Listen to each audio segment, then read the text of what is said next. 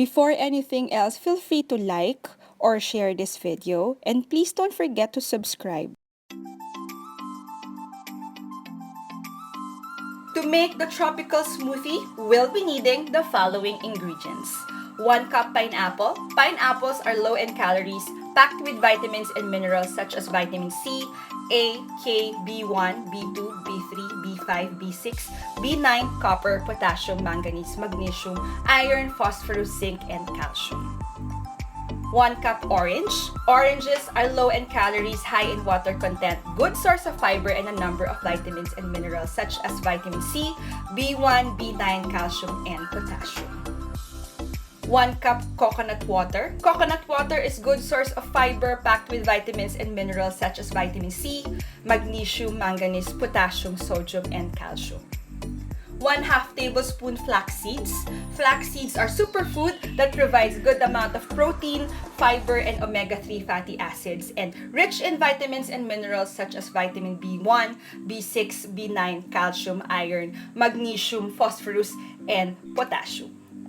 And lastly, ice. I won't be adding sugar or any artificial sweeteners for personal preference. It's all up to you if you want to add or not.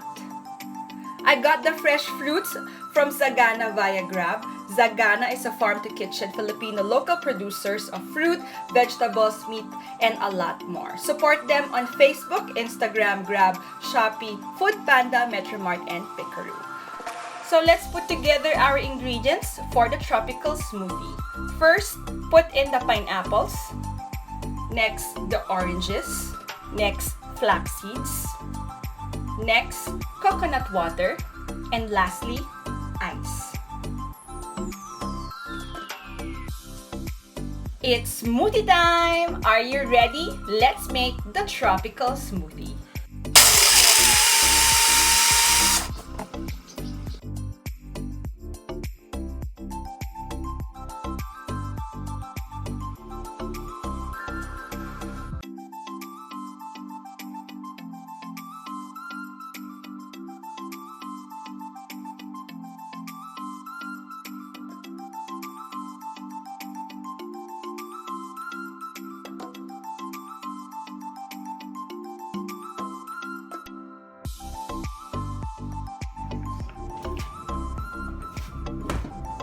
So there you have it, the tropical smoothie. Made from fresh pineapple, fresh orange, coconut water, flax seeds, and ice.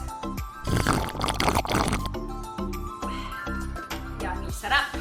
It is truly a refreshing tropical drink. It is not just delicious but also nutritious. It is packed with vitamins and minerals and also antioxidants.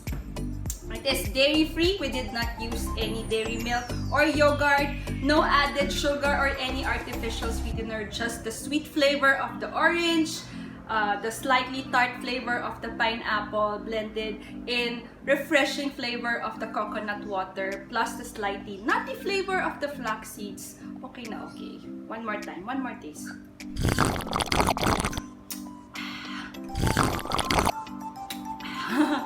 So there you have it.